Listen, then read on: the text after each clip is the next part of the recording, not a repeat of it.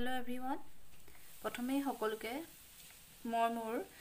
Video class two কাৰণে স্বাগতম জনাইছো. Welcome you all to my today's video.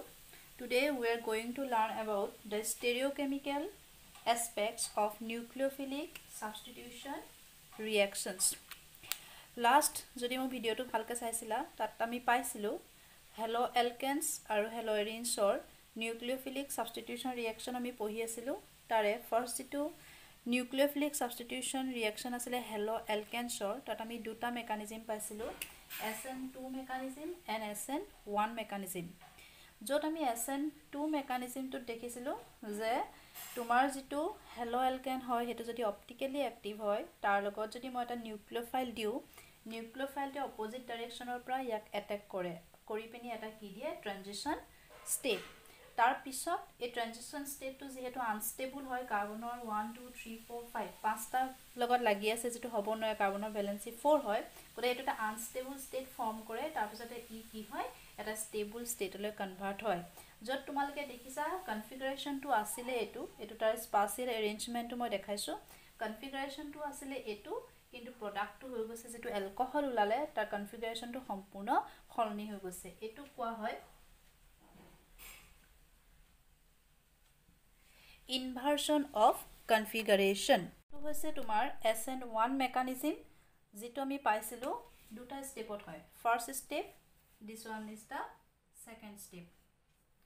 first stepot ki hoy jito halo alkane tar heterolytic fission hoy hi eta carbocation aru eta ki die halide ion eta etu hoise tumar tertiary carbocation which is stable second stepot chua he tertiary carbocation to ki kore nucleophile attack kore এটা নিউক্লিওফাইলে কি কৰে ইয়াক দুইটা সাইডৰ পৰা attack কৰিব পাৰে যদি right hand সাইডৰ পৰা অ্যাটাক কৰে তেতিয়ালে প্ৰডাক্টটো ওলাই এটো যদি লেফট হ্যান্ড সাইডৰ পৰা অ্যাটাক কৰে প্ৰডাক্টটো ওলাই এটো এটা দুইটাৰে পসিবিলিটি আছে এটো ওলাব আৰু লগতে এটো ওলাব পাৰে এতিয়া দুইটা প্ৰডাক্টে যদি মকে লক্ষ্য কৰা ইয়াত অ্যাৰেঞ্জমেন্টটো চোৱা আৰু ইয়াত অ্যাৰেঞ্জমেন্টটো চোৱা দুইটাৰ মাজতে ডিফাৰেন্স আছে ঠিক আছে ইয়াতে মিথাইল গ্ৰুপ কিটা কি লেফট হ্যান্ড সাইডে দি দিলো ইয়াত মিথাইল গ্ৰুপ কিটা মই কি কৰি দিছো ৰাইট হ্যান্ড সাইডে দি দিছো ইয়াত খলনি হৈ গৈছে কিন্তু ইয়াত মই কি কৈছো নিউক্লিওফাইলটো দুইটা সাইডৰ পৰা ইয়াক অ্যাটাক কৰিব পাৰে গটিকে ইয়াত দুইটা প্ৰডাক্টৰে উলোৱাৰ পসিবিলিটি আছে এনেকে দুটা প্ৰডাক্ট যদি উলাই দুটা বেলেগ বেলেগ কনফিগাৰেশনৰ হেতু কোৱা হয় কি ৰেসেমাইজেশন গটিকে আমি বুজিলো যে SN1 mechanism proceeds with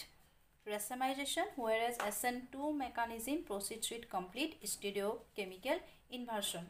এতিয়া সেই ৰেসেমাইজেশন আৰু ইনভাৰ্সন জানিবৰ কাৰণে আমি কি জানিব লাগিব স্টেৰিঅকেমিষ্ট্ৰি হৈছে কি এটা কেমিষ্ট্ৰি এটা ব্ৰাঞ্চ যেটো ব্ৰাঞ্চৰ আন্ডাৰত আমি কি ষ্টাডি কৰো বিভিন্ন ধৰণৰ এটমছ মলিকুলছ ফৰ কি তাহাঁতৰ 3 dimensional arrangement it is the branch of chemistry which concerned with the 3 dimensional arrangement of atoms and molecules and the effect of these on chemical reaction বিভিন্ন ধৰণৰ chemical compounds organic compounds তেহেতৰ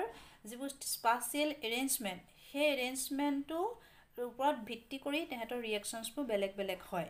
গটিকে এতিয়া তুমি দেখিলা SN2 ত হৈছিলে ইনভাৰ্সন of configuration যত তোমাৰ SN1 ত হৈছিলে কি ৰেসেমাইজেশন to understand the concept of inversion of configuration and racemization we need to learn some basic stereochemical principles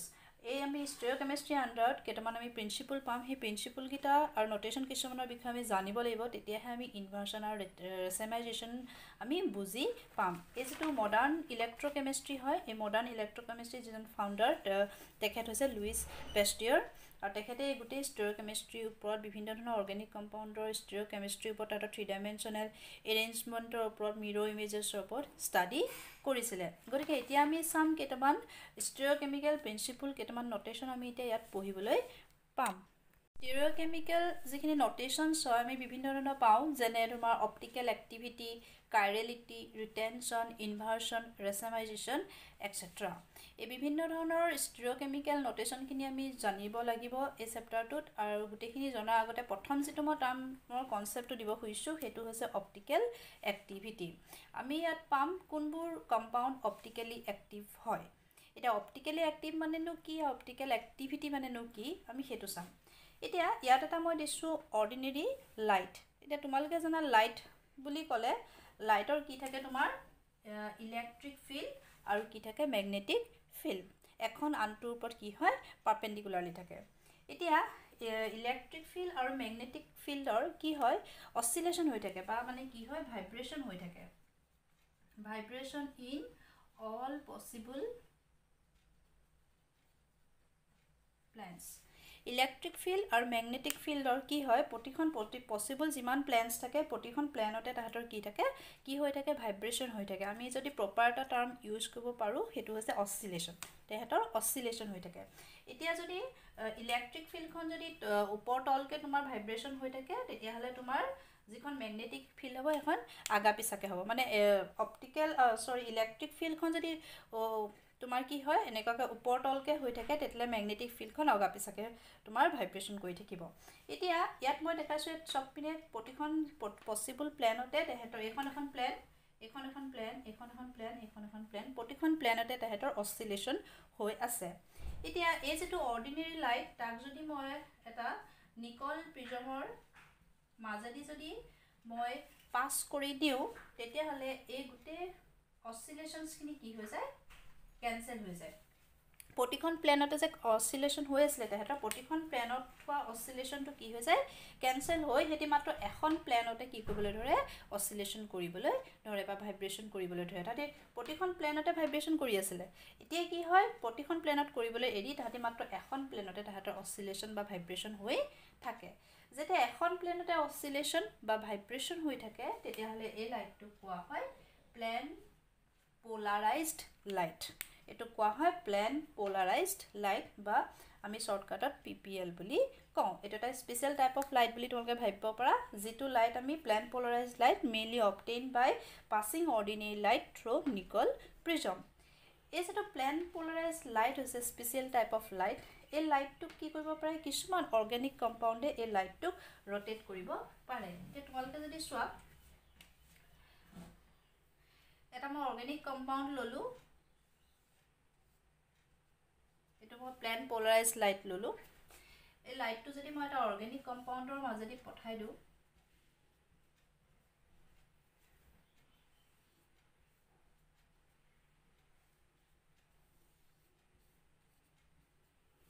লাইটটো কি কৰি দিছে ই ৰটেট কৰি দিছে এতিয়া তোমালোকে দেখিছা ইয়াত কি হৈছে তোমাৰ প্লেন পোলাৰাইজড লাইটটো যদি মই এটা অৰ্গেনিক কম্পাউণ্ডৰ মাজেদি পঠাই দিও তেতিয়া হলে হে লাইটটো কি কৰিছে হি ৰটেট কৰি দিছে আইদাৰ হি ৰাইটলৈ ৰটেট কৰিছে নহলে হি লেফটলৈ ৰটেট কৰি দিছে এতিয়া কিছুমান আমি অৰ্গেনিক কম্পাউণ্ড পাও there are some organic compounds which can rotate plane polarized light জি কম্পাউণ্ডবোৰে প্লেন পোলাৰাইজড লাইটটো ৰটেট কৰি দিব পাৰে কিন্তু আমি এনেকুৱা কিছুমানো কম্পাউণ্ড পাও যিবোৰে প্লেন পোলাৰাইজড লাইটটো ৰটেট কৰিব নোৱাৰে এতিয়া এই প্লেন পোলাৰাইজড লাইটটো মই এটা অৰ্গেনিক কম্পাউণ্ডৰ সলিউশনৰ মাজেদি পাস কৰি দিলত হে কম্পাউণ্ডৰ মাজেদি পাস হৈ যোৱালে তুমি হিফালে দেখিলা যে লাইটটো কি হৈ গৈছে ক্লকৱাইজ ডাইৰেকচনত কি হৈ গৈছে ৰটেট হৈ গৈছে আৰু এবিট অৰ্গেনিক কম্পাউণ্ডৰ মাজেদি মই পাস কৰিলত দেখিলো যে লাইটটো কি হৈছে লেফট হ্যান্ড সাইডে ৰটেট হৈ গৈছে এতিয়া এই যে ৰটেট কৰিব পাৰিছে এনেকুৱা ধৰণৰ অৰ্গেনিক কম্পাউণ্ডবোৰ কি বুলি কোৱা হয় অপটিক্যালি এক্টিভ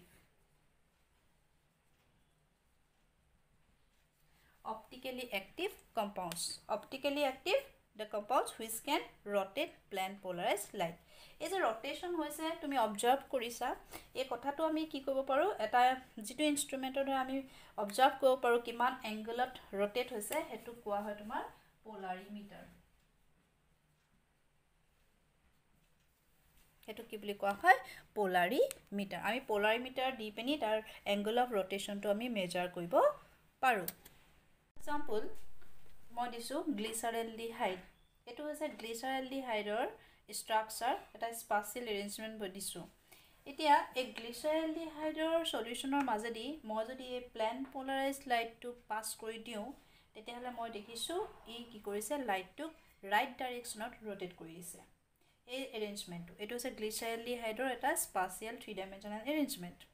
এটা মই যদি এৰেঞ্জমেন্টটো হলাই দিও তেতিয়া হলে এই কম্পাউণ্ডটো একে গ্লিচাৰলডিহাইডে হয় কিন্তু মই তাৰ এৰেঞ্জমেন্টটো হলাই দিছো তেতিয়া এই এৰেঞ্জমেন্টৰ মাজেদি বা এটো গ্লিচাৰলডিহাইডৰ সলিউশনৰ মাজেদি মই যদি প্লেন পোলাৰাইজড লাইটটো ৰটেট কৰি দিও তেতিয়ালে ই কোনফালে ৰটেট কৰি দিছে লেফট ৰটেট কৰিছে গতিকে গ্লিচাৰলডিহাইডটো হৈছে অপটিকেলি এক্টিভ ই কি কৰিব পাৰে glyceraldehyde can rotate plane polarized light এটা এই এৰেঞ্জমেন্টটোৱে তাক ৰাইটলৈ rotate কৰিছে এই এৰেঞ্জমেন্টটোৱে তাক কোনফালে rotate কৰিছে লেফটলৈ rotate কৰিছে গতিকে মই গ্লিচাৰলডিহাইডক ক'ব পাৰো যে ই এটা অপটিকেলি এক্টিভ কম্পাউণ্ড আৰু সেই যেটা rotating কৰা যেটো টেন্ডেন্সি বা property that is called optical activity the property of an organic compound to rotate plane polarized light is called optical activity we observed that the rotation of plane polarized light by this compound mainly depends on the amount of substance taken kiman tumi compound tumi loisa aru he solution to tumi jitu tumar tubot loisa length of the solution tumi kiman length ot loisa aru temperature experiment to temperature aru logote he light or tumar wavelength or upor to depend kore গটিকে এই গ্লিচাৰলডিহাইডটো হৈছে তোমাৰ কি optically active compound যিটোৱে plan polarized লাইটটো rotate কৰে এতিয়া ই যদি ৰাইটলৈ rotate কৰে মই কম্পাউণ্ডটো কম ডেক্সট্ৰো ৰটেটৰি আৰু যদি লেফটলৈ rotate কৰে মই কম লেভো ৰটেটৰি যদি কম্পাউণ্ডটোৱে ৰাইটলৈ rotate কৰিছে তেতিয়া মই কম্পাউণ্ডটোৰ নামটোৰ আগত ডেক্সট্ৰো ৰটেটৰি বুলি কম কম্পাউণ্ডটো ডেক্সট্ৰো ৰটেটৰি বুলি কম তাৰ নামটোৰ আগত মই ডি বা প্লাস সাইনটো লিখি দিও আৰু যদি হে লেফটলৈ rotate কৰে তেতিয়া কম্পাউণ্ডটোৰ নামটো হৈছে কি কম্পাউণ্ডটো লেভো ৰটেটৰি বুলি কওঁ নামটোৰ আগত আমি এল বা মাইনাস সাইনটোৰে আমি তাক ডেজিগনেট কৰো গতিকে ৰাইটলৈ rotate কৰিলে ডেক্সট্ৰো ৰটেটৰি আৰু লেফটলৈ rotate কৰিলে আমি কি বুলি কওঁ লেভো ৰটেটৰি so optically active compounds are the compounds which can rotate plane polarized light optically active হবলৈ হলে কম্পাউণ্ডটো কি থাকিব লাগিব প্ৰথম কথা optically active compounds have chiral carbon and non superimposable mirror image যিবোৰ কম্পাউণ্ড optically active হয় সেই কম্পাউণ্ডবোৰৰ একোটাকৈ chiral carbon থাকে আৰু মিৰৰ ইমেজবোৰ কি হয় নন সুপাৰ ইম্পসিবল এটা chiral carbon মানে নো কি আমি হেতু চাব লাগিব আমি এটা কথা বুজিলো যে অপটিক্যালি অ্যাক্টিভ মানে জি প্লেন পোলাৰাইজড লাইটটো ৰাইট নহলে লেফট rotate কৰে এতিয়া অপটিক্যালি অ্যাক্টিভ হ'বলৈ হলে তাৰ মেইন ক্ৰাইটেৰিয়া কোন কিটা থাকিব লাগিব হেতু হৈছে প্ৰথম কথাটো হৈছে কম্পাউণ্ডত কি থাকিব লাগিব chiral carbon এটা chiral carbon মানে নো কি এটো এটা মই অৰ্গানিক কম্পাউণ্ড বুলি কৈছো এটা অৰ্গানিক বুলি ক'লে তো কাৰ্বন কম্পাউণ্ডে হয় তো কাৰ্বনৰ কথা আহিবই এটা অৰ্গানিক কম্পাউণ্ড দিছো যত এটো কাৰ্বনটোৰ লগত চাৰিটা বেলেগ বেলেগ গ্ৰুপ লাগি আছে A B C D এটা কম্পাউণ্ডটোত যদি এনেকুৱা এটা কাৰ্বন থাকে যেটো কাৰ্বনৰ লগত চাৰিটা বেলেগ বেলেগ গ্ৰুপ অফ এটমছ লাগি থাকে তেতিয়া এই কাৰ্বনটো কোৱা হয় chiral কাৰ্বন আৰু তেনেকুৱা chiral কাৰ্বন থকা মলিকুলবোৰক কয় chiral মলিকুল বা এই কম্পাউণ্ডটোক এচিমেট্ৰিক কাৰ্বন বুলিও কোৱা হয় কাৰ্বনটোক আৰু মলিকুলটোক এচিমেট্ৰিক মলিকুল বুলিও কোৱা হয়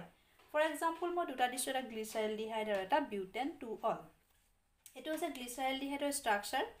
মই আগতেও দেখাইছো এতিয়া গ্লিচাৰলডিহাইডৰ এই যেটো কাৰ্বন সেই কাৰ্বনটোক সোৱা মই মাজতে দিছো সেই কাৰ্বনটোৰ চাৰিপিনে বেলেগ বেলেগ আছে এটো দেখিছা CHO group OH group CH2OH আৰু H চাৰিটা বেলেগ বেলেগ আছে গলে চাৰিটা বেলেগ বেলেগ গ্ৰুপস আছে বা এটমছ আছে তেতিয়া এই কাৰ্বনটোক মই কি বুলি কম chiral কাৰ্বন তাৰমানে গ্লিচাৰলডিহাইডৰ এটা chiral কাৰ্বন থাকে এতিয়া অপটিক্যালি অ্যাক্টিভ হ'বলৈ হলে chiral কাৰ্বন থাকিব লাগিব কিন্তু কিছুমান কম্পাউণ্ডত মোৰ দেন ওয়ান chiral কাৰ্বনো থাকে তেতিয়া কেনেকুৱা হয় অপটিক্যাল অ্যাক্টিভিটি হেতু আমি পিছত পাম এটা বৰ্তমান আমি অকল এটোতে ফোকাস কৰো যে এটা chiral কাৰ্বন থাকিব লাগিব second one example butane 2-ol এটা দিছা 1 2 3 4 বিউটেন তাৰ দুই নম্বৰ পজিশনৰ OH আছে এটা যেটো 2 number carbon that is chiral এক নম্বৰটো নহয় তাত তিনিটা সিমিলাৰ হাইড্ৰোজেন আছে বা 3 নম্বৰ 4 নম্বৰ কিটাও নহব হ'ব কোনটো 2 নম্বৰ কাৰ্বনটো 2 নম্বৰ কাৰ্বনটো chiral কিয় এটা মিথাইল আছে এটা OH আছে এটা H আছে আৰু এটা ইথাইল আছে গতিকে দিস ওয়ান ইজ chiral গতিকে ইয়াত এটা chiral কাৰ্বন আছে বিউটেন 2-ol গতিকে chiral কাৰ্বন আছে গতিকে butane 2-ol is also an optically active compound that means it can rotate plane polarized light এতিয়া আমি অপটিক্যালি অ্যাক্টিভ হ'বলৈ হলে কম্পাউণ্ডত chiral কাৰ্বন থাকিব লাগিব এই কথাটো আমি বুজি পালো তাৰ লগতে সেকেন্ড ক্ৰাইটেৰিয়াটো যেটো কৈছে হেতু হৈছে কি কম্পাউণ্ডটোৰ মিৰৰ ইমেজ গিটা কি হ'ব লাগিব নন সুপাৰ ইম্পসিবল হ'ব লাগিব এতিয়া আমি বুজিব লাগিব নন সুপাৰ ইম্পসিবল মিৰৰ ইমেজ মানে নো কি নন ছুপাৰ ইম্পচিবল মিৰৰ ইমেজৰ মই এক্সাম্পল হিচাপে দিছোঁ এইকেইটা। এৰ ইমেজটো হৈছে তোমাৰ কি, এৰ আগত যদি মই এখন মিৰৰ ৰাখি দিওঁ তেতিয়াহ'লে তুমি তাৰ ইমেজটো এই দেখিবা। এতিয়া এই ইমেজটোক যদি মই দাঙি আনি ইয়াৰ ওপৰত দাঙি আনি পিনি মই যদি ইয়াৰ ওপৰত তুলি দিওঁ, এটা আনটোৰ ওপৰত কি হ'ব, মেটচ হৈ যাব। ই আহি ইয়াৰ ওপৰত যদি তুমি তুলি দিয়া, এটা আনটোৰ ওপৰত খাপ খাই পৰিব। এতিয়া এইটো এটা মই ৰাউণ্ড ফিগাৰ এটা বলে ধৰিছোঁ, ইয়াৰ যদি ইমেজটো চোৱা এইটো দেখিবা। এইটোকো যদি তুমি দাঙি আনি ইয়াৰ ওপৰত দি দিয়া, কি হ'ব, এটা আনটোৰ ওপৰত মেটচ হৈ পৰিব। কিন্তু তুমি যদি পিটোলৈ যোৱা, পি ইমেজটো কি দেখিবা, এনেকুৱা দেখিবা। এতিয়া এই ইমেজটো যদি মই দাঙি আনো ইয়াৰ ওপৰলৈ, এনেকুৱা নহ'বনে, উল্টা হ'ব। গতিকে এটা আনটোৰ ওপৰত কি হৈছে, খাপ খাই পৰিব নি, নপৰে। এটা আনটোৰ ওপৰত মেটচ হৈ নাযায়। তুমি যদি ইয়াক ইয়াৰ ওপৰত তুলি দিয়া, এটা আনটোৰ ওপৰত মেটচ হৈ নাযায়। গতিকে এনেকুৱা ইমেজবোৰক কোৱা হয় নন ছুপাৰ ইম্পচিবল। সেইবোৰ হ'ব নন ছুপাৰ ইম্পচিবল। আৰু এনেকুৱাবোৰক কোৱা হয় তোমাৰ ছুপাৰ ইম্পচিবল, যিবোৰ ডাইৰেক্ট এটা আনটোৰ ওপৰত তুলি দিলে মেটচ হৈ যায়, তেতিয়া সেইবোৰ ছুপাৰ ইম্পচিবল। আৰু যদি এনেকুৱা মেটচ হৈ নাযায় তেতিয়াহ'লে আমি কি বুলি কওঁ, non super impossible. As a example মই এইটো দিছোঁ তোমাৰ 2-bromo-butane দিছোঁ। 2-bromo-butane 1 2 3 4 2-bromo-butane। ইয়াৰ যদি মই মিৰৰ ইমেজটো চাওঁ, এইটো এতিয়া এইটোক যদি তুমি দাঙি আনি ইয়াৰ ওপৰত তুলি দিয়া, ব্ৰমিনটো কাৰ ওপৰত পৰিব, মিথাইল। আৰু এই মিথাইলটো কাৰ ওপৰত পৰিব, ব্ৰমিন। ইয়াক যদি তুমি তুলি আনি ইয়াৰ ওপৰত দি দিয়া, গতিকে এটা আনটোৰ ওপৰত ছুপাৰ ইম্প'জড নহয়। গতিকে আমি কওঁ non super impossible mirror image. তেনেকৈ এইটো মই দিছোঁ তোমাৰ 2-bromo তোমাৰ 1-bromo তোমাৰ এইটো হৈছে ইথানল, ঠিক আছে। এতিয়া ইয়াৰ মিৰৰ ইমেজটো এইটো, ইয়াকো যদি তুমি তুলি আনি ইয়াৰ ওপৰত দিয়া, OH টো কাৰ ওপৰত পৰিব, মিথাইলৰ ওপৰত পৰিব, মিথাইলটো OH ৰ ওপৰত পৰিব। গতিকে এনেকুৱা ইমেজবোৰক কোৱা হয় non super impossible mirror image. এতিয়া অপটিকেলি এক্টিভ হ'বলৈ হ'লে দুটা কথা, এটা হৈছে কম্পাউণ্ডটোত কাইৰেল কাৰ্বন থাকিব লাগিব, মানে কাৰ্বনটোত 4টা বেলেগ বেলেগ এটম বা গ্ৰুপ অফ এটম থাকিব লাগিব। লগতে কম্পাউণ্ডটোৰ ইমেজকেইটা কি হ'ব লাগিব, নন ছুপাৰ ইম্পচিবল। মিৰৰ ইমেজকেইটা কি হ'ব লাগিব, নন ছুপাৰ ইম্পচিবল হ'ব লাগিব। এনেকুৱা এতিয়া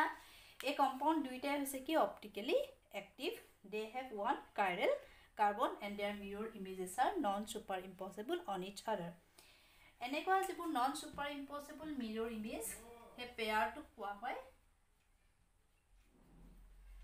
এনানচিঅ'মাৰ্ছ বা এনানচিঅ'মাৰিক পেয়াৰ। এই নন ছুপাৰ ইম্পচিবল মিৰৰ ইমেজকেইটাক কি বুলি কোৱা হয়, এনানচিঅ'মাৰিক পেয়াৰ। আৰু যদি ছুপাৰ ইম্পচিবল হয় তেতিয়াহ'লে ডাইষ্টেৰিঅ' আইচ'মাৰ্ছ বুলিও কোৱা হয়। এতিয়া এই এনানচিঅ'মাৰিক পেয়াৰকেইটাৰ মাজত ডিফাৰেঞ্চটো কি আছে, ই হৈছে ডি, ই হৈছে এল। ডি মানে ইহঁতে যিহেতু অপটিকেলি এক্টিভ, দে কেন ৰটেট প্লেন পলাৰাইজ লাইট। এতিয়া এই কম্পাউণ্ডটোৰ মাজেদি তুমি যদি প্লেন পলাৰাইজ লাইটটো পাছ কৰি দিয়া, ই কি কৰিব, প্লেন পলাৰাইজ লাইটটোক ৰাইটলৈ ৰটেট কৰি দিব। আৰু তাৰ যিটো মিৰৰ ইমেজ, সি কোনপিনে ৰটেট কৰিব, লেফ্টৰ পিনে ৰটেট কৰি দিয়ে।